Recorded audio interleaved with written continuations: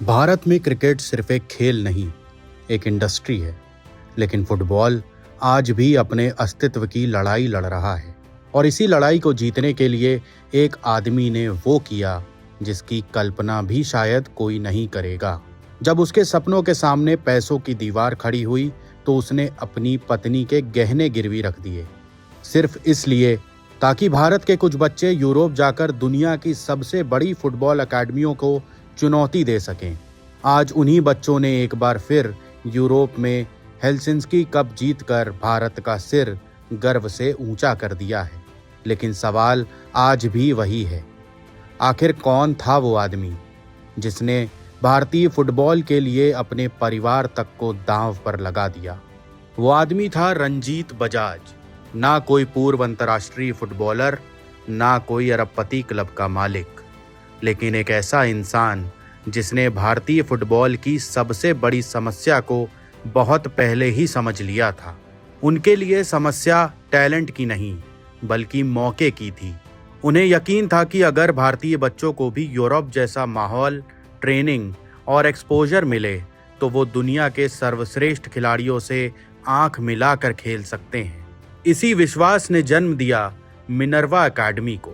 लेकिन सपना देखना आसान था, उसे जिंदा रखना सबसे मुश्किल। भारत में जहां क्रिकेट पर हजारों करोड़ रुपए खर्च होते हैं, वहीं फुटबॉल आज भी संसाधनों, ग्रास रूट इंफ्रास्ट्रक्चर और निवेश की कमी से जूझ रहा है। ऊपर से सालों तक भारतीय फुटबॉल प्रशासन विवादों, नीतिगत अस्थिरता और अंदरूनी खींचतान का शिकार रहा। ऐसे माहौल में किसी का ये कहना कि भारत के बच्चे यूरोप को चुनौती देंगे कई लोगों को मजाक लगता था। लेकिन रंजीत बजाज ने फैसला कर लिया था कि जवाब बहस से नहीं, प्रदर्शन से देंगे। फिर जीवन में वो मौका आया जिसने इस सपने की सबसे बड़ी परीक्षा ले ली। मिनर्वा के युवा खिलाड़ियों को यूरोप में खेलने का निमंत्रण मिला, लेकिन सबसे बड़ा विरोधी मैदान पर नहीं, पैसों की कमी थी। स्पॉन्सर नहीं मिले, मदद नहीं मिली और पूरा सपना टूटता हुआ नजर आने लगा। तभी रंजीत बजाज ने वो फैसला लिया जिसे सुनकर आज भी लोग हैरान हो जाते हैं। उन्होंने अपनी पत्नी के गहने गिरवी रख दिए ताकि करीब 56 लाख रुपए जुटाए जा सकें। ये पैसे किसी कारोबार को बचाने के लिए नहीं बल्कि भारत के फुटबॉल सपने को जिंदा रखने के लिए थे। उनके इस कदम के बाद जो हुआ उसने पूरी कहानी बदल दी। मिनर्वा के बच्चे यूरोप पहुंचे और सिर्फ हिस्सा लेने नहीं बल्कि इतिहास लिखने पहुंचे थे।